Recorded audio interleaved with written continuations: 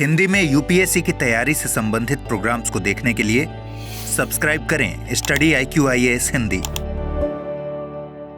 झारखंड में जनजातियों के फेवर में काम करने वाले एक संगठन के द्वारा सरना धर्म को लेकर के अभी हाल ही में और अधिक सक्रियता बरतने की कोशिश की जा रही है।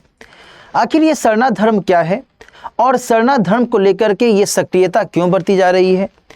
2011 में जो जनगणना की गई थी उसमें सरना धर्म को लेकर के लगभग 50 लाख लोगों ने अपना मंतव्य ये दिया कि हम भाई इसी धर्म से बिलोंग करते हैं। तो क्या ऐसा होना चाहिए कि आगामी जो भी जनगणना हो उसमें भारत में जो वर्तमान में 6 महत्वपूर्ण धर्म के बारे में बात की जाती है, जिनका उल्लेख जनगणना में किया जाता है, जैसे कि हिंदू, मुस्लिम, सिख, बौद्ध, जैन, ईसाई, इन 6 धर्म के अलावा क्या सरना को भी शामिल किया जाना चाहिए जनगणना के अंतर्गत? और क्या है इनकी डिमांड? क्यों इनके द्वारा इस तरीके से अपने अपने लेवल पर सक्रियता बरती जा रही है? और केवल झारखंड ही नहीं बल्कि पश्चिम बंगाल, ओडिशा, असम और बिहार के क्षेत्र में भी जो महत्वपूर्ण जनजातियां हैं इनके द्वारा भी ये डिमांड की जा रही है और ये कहा जा रहा है कि भाई हम तो चाहते हैं कि सरना धर्म को बाकी के 6 धर्मों की तरह ही तवज्जो दिया जाए और हम इसको लेकर के किसी भी स्तर पर कोई भी बात करने को तैयार हैं। आप हमसे बात तो करें। आज की चर्चा में दोस्तों हम लोग सरना धर्म के संदर्भ में जो भी महत्वपूर्ण विशेषताएं हैं, क्या ये धर्म है, क्या है इसके फीचर्स और इससे संबंधित जो भी अन्य आयाम हैं उसको हम लोग डिस्कस करेंगे। सामने मैंने पहले पर इसी महत्वपूर्ण खबर के बारे में मेंशन किया हुआ है कि झारखंड के एक संगठन के द्वारा इस तरीके से एक सभा बुलाई गई है और ये जो सभा है या जो विरोध है ये 28 फरवरी को दिल्ली में होने वाली है। दिल्ली में जंतर मंतर में ये सभी लोग इकट्ठे होंगे और वे चाहेंगे कि सरना कोड को जो आगामी आने वाली जनगणना होगी उसमें इसे विशेष तवज्जो दिया जाए, इसको भी अन्य 6 धर्मों के साथ स्थान दिया जाए। ये जो आप चिन्ह देख रहे हैं ये इसी धर्म का जो चिन्ह है और इसी के संदर्भ में यहाँ पर ये बातें ध्यान देने योग्य हैं। आपको ये बातें समझनी होंगी कि आखिर इसका क्या कुछ इम्पैक्ट्स देखने को मिल सकता है। दोस्तों जैसा कि मैंने आपको बताया कि राष्ट्रीय आदिवासी समन्वय समिति जो कि झारखंड में बहुत ही एक्टिवली काम कर रही है, इसी के द्वारा आगामी जनगणना को लेकर के ये बातें की जा रही हैं। 28 फरवरी को नई दिल्ली में जो प्रदर्शन आयोजन की बात की जा रही है वो भी मैंने आपको बता दिया। इसके अलावा दोस्तों यहाँ पर यह भी ध्यान रखिएगा कि जो देश भर के अनुसूचित जनजाति संघ है उनके द्वारा भी ये अपेक्षा की जा रही है कि वे भी इसमें पार्टिसिपेट करें। ठीक है ना। मैंने भी आपको बताया ना कि 2011 की जो जनगणना हुई थी उसमें यह देखा गया था कि भाई 79 लाख से भी अधिक लोगों ने यह कहा कि हम किसी भी धर्म से बिलोंग नहीं करते हैं, बल्कि उन्होंने अदर्स बता दिया था। और लगभग 49 या 50 लाख के संदर्भ में ऐसा आंकड़ा मिलता है कि उन्होंने बताया कि हम सरना से बिलोंग करते हैं। और लगभग 44-45 लाख का आंकड़ा ये मिला था 2011 की जनगणना की मैं बात कर रहा हूं। उस समय का ये आंकड़ा मिला था कि वे जैन धर्म से बिलोंग कर रहे हैं। यानी कि जैन धर्म के लोगों की संख्या जनसंख्या के हिसाब से देखें तो कम है, लगभग 45-44 लाख वाटेवर जो भी है, तो उनके बारे में तो आपने जनगणना में मेंशन कर दिया है। लेकिन जिस धर्म को मानने वाले लगभग उनसे 5 लाख ज़्यादा हैं, तो क्या आप उनको शामिल नहीं करना चाहेंगे? और क्या ये शामिल नहीं होना चाहिए? ये एक सवालिया निशान यहाँ पर उभरता है और इसी के संदर्भ में ये बातें कही जा रही हैं कि हम चाहेंगे कि इसे जनगणना में शामिल किया जाए ताकि हमारी पूरी की पूरी जो स्थिति है, हमारी पूरी की पूरी जो जनसंख्या है इस धर्म से संबंधित, वो क्लियर कट तरीके से देश के सामने आए, दस्तावेज के तौर पर उसको सामने लाया जाए, है ना। ये सारी बातें यहाँ पर निकल कर सामने आ रही है। मैंने आपको बताया कि जो 6 धर्म हैं उन कौन से 6 धर्मों की बात की जा रही है? हिंदू, मुस्लिम, सिख, ईसाई, बुद्ध, जैन, ये सभी जो हैं, बौद्ध और जैन, इनफैक्ट बुद्ध और जैन नहीं, बौद्ध और जैन, ये सभी जो हैं इसमें शामिल किए जाते हैं। ठीक है जी। अच्छा, अब देखो जो हम लोग बातचीत आगे करने वाले हैं, बेसिकली हमारी जो चर्चा का आधार है वो है सरना धर्म को समझना। और सरना धर्म को समझना बहुत आसान है मेरे दोस्तों। जब आप लोग प्राचीन भारत का इतिहास पढ़ते हैं या फिर आप पॉलिटी पढ़ते हैं या फिर आप कला संस्कृति पढ़ते हैं, तो आपको ये पता होना चाहिए कि जनजातियों की स्थिति, जनजातियों का जो वजूद है, जनजातियों का जो ओरिजिन है, और इनफैक्ट पूरी सभ्यता का जो ओरिजिन है वो जंगल से ही तो निकला है ना भाई। ऐसा तो है नहीं कि किसी शहर से पूरी सभ्यता का विकास शुरू हुआ, पूरी वैश्विक सभ्यता का विकास किसी शहर से हुआ है। जंगल से ही गांव बने और बस्तियां बनी, और जो तमाम शहर हैं और सभ्यताएं हैं, ये सभी का विकास हुआ। ये सब कोई जानता है, सब कोई मानता है कि नहीं। अब ऐसे में यदि हम बात करें हड़प्पा सभ्यता की, मैं चूंकि इतिहास पढ़ाता हूं इसलिए मैं इसको थोड़ा सा इतिहास से भी जोड़ करके आपको बताना चाहूंगा कि जब हम हड़प्पा सभ्यता की बात करते हैं दोस्तों, तो आपने शायद पढ़ा होगा उसमें कि प्रकृति की पूजा को महत्व दिया गया। पीपल वृक्ष की पूजा की जाती थी, सर्प की पूजा की जाती थी, नदी की पूजा की जाती थी। और इनफैक्ट क्या आज हम लोग प्रकृति की पूजा को महत्व नहीं देते हैं? क्या आज हम लोग तुलसी पूजा और केला के पेड़ की पूजा और पीपल की पूजा नहीं करते हैं? क्या आज आप नदी की पूजा नहीं करना चाहते हैं? महाकुंभ इतना बड़ा चल रहा है कि नहीं?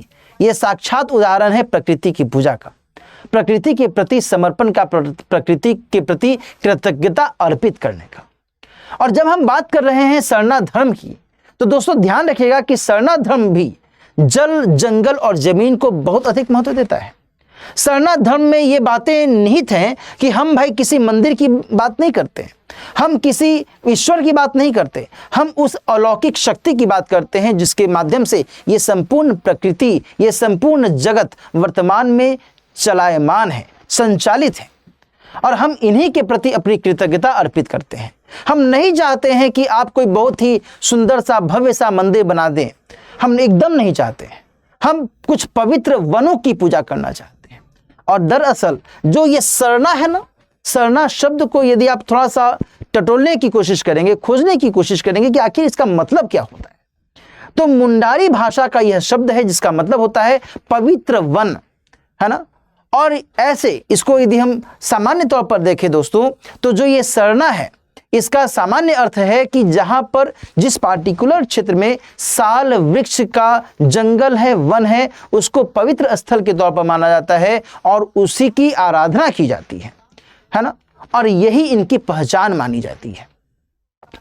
और इसी के संदर्भ में ये जो धर्म है, ये धर्म कहता है, इस धर्म के लोग कहते हैं कि भाई हम प्रकृति के साथ जो हमारा संपर्क है, जो संबंध है, जो हमारी संस्कृति है, जो हमारी पहचान है ना, हम इसको किसी भी कीमत पर खोना नहीं चाहते हैं। और इसे यदि दस्तावेजीकृत कर दिया जाएगा सेंसस के माध्यम से, तो इससे अच्छी बात और क्या हो सकती है।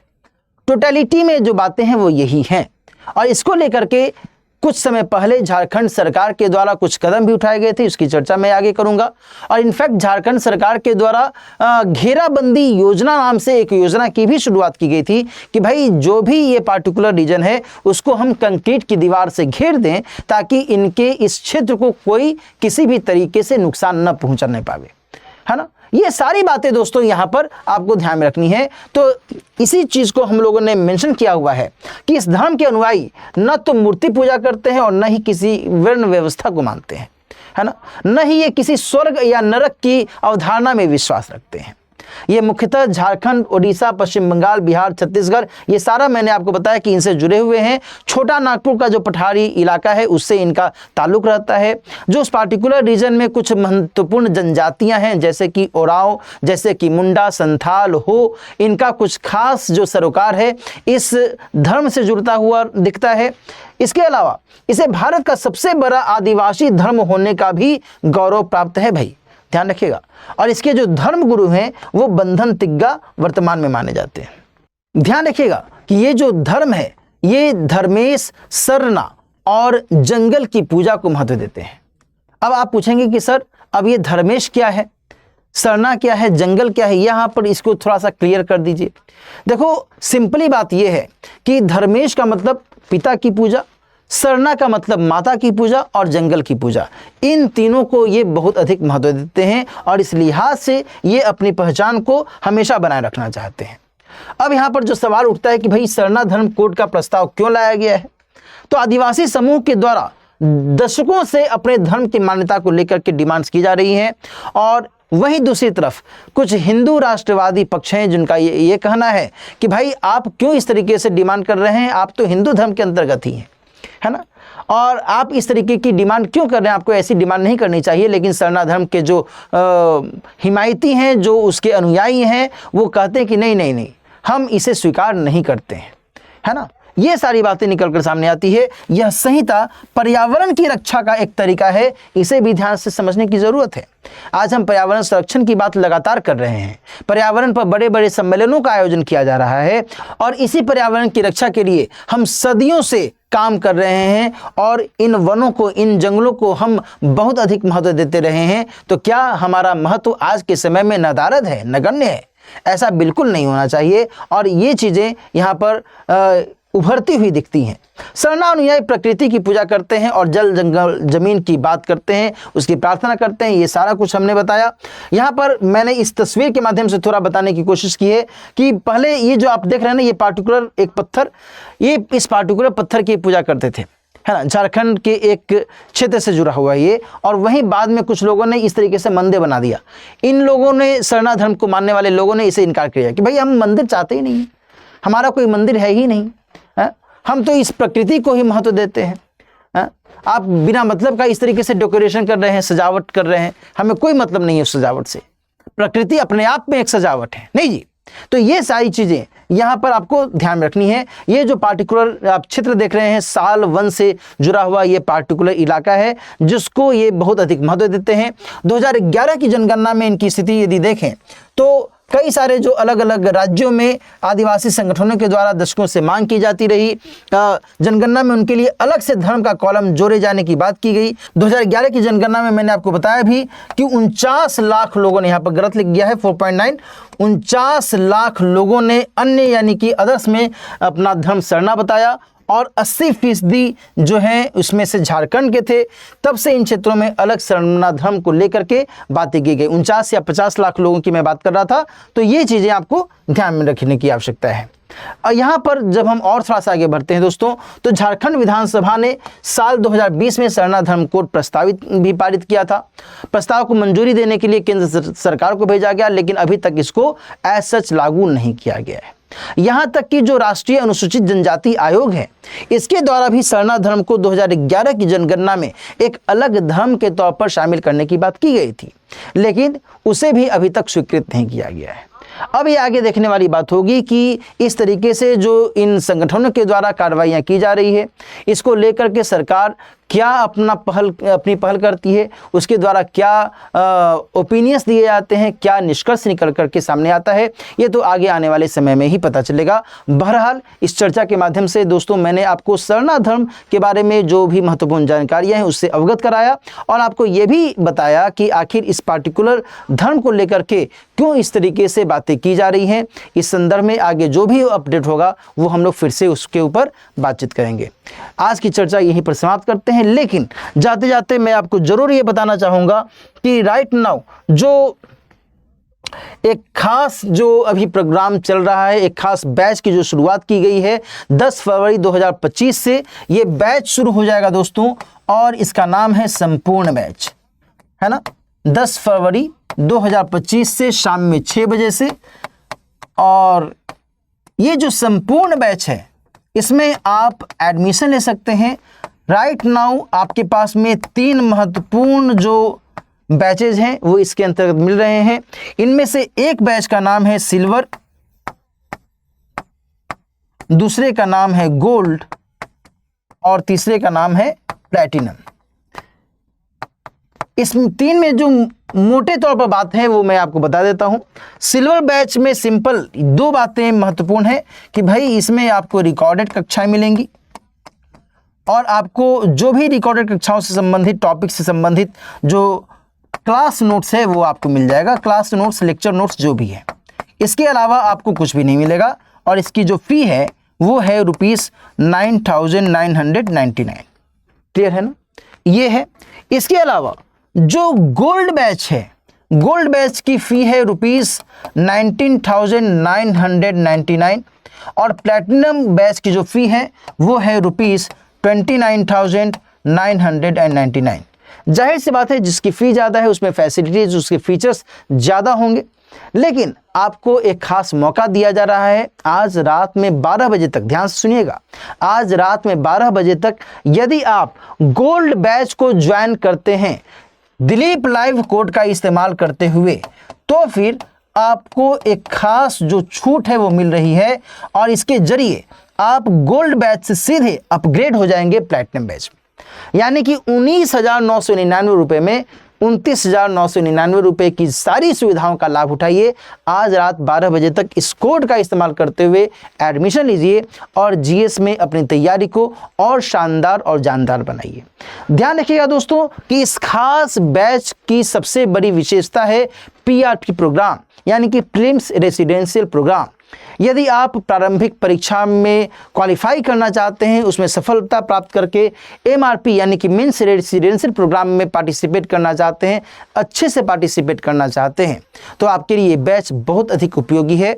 आप सभी को पता है कि पीटी में कितनी बड़ी चुनौतियों का सामना करना पड़ता है हिंदी माध्यम के विद्यार्थियों के लिए, और ऐसे में जो प्रीलिम्स रेसिडेंशियल प्रोग्राम है ये आपके लिए इसलिए लाभदायक है क्योंकि आप हमारी टीम के साथ बैठ करके और बेहतर तरीके से प्रॉपर गाइडलाइन में तैयारी कर सकते हैं और इससे आपकी जो तैयारी है प्री की और शानदार हो सकती है, इसमें कोई दो राय वाली बात नहीं है। तो यदि आप इस बैच से जुड़ना चाहते हैं तो दिलीप लाइव कोड का इस्तेमाल कीजिए और गोल्ड में एडमिशन लीजिए, प्लैटिनम का लाभ उठाइए। सबसे अच्छी बात तो यही है। इसके अलावा इस बैच के बारे में और भी कुछ आपको कुछ जानना है तो आप मुझसे इस मेल आईडी पर संपर्क कर सकते हैं dilip.kumar@studyiq.com। इस मेल आईडी के माध्यम से इस बैच के बारे में या किसी भी प्रकार के अन्य क्वेरी के बारे में मुझसे आप पूछ सकते हैं। मैं आपके साथ अवेलेबल हूँ 24/7। इसमें कोई इफ बट वाली बात नहीं है। ठीक है, मिलते हैं फिर किसी और टॉपिक के साथ। अपना ख्याल रखिए, अच्छे से पढ़ते रहिए। All the best. हिंदी में यूपीएससी की तैयारी से संबंधित प्रोग्राम्स को देखने के लिए सब्सक्राइब करें स्टडी IQ IAS हिंदी।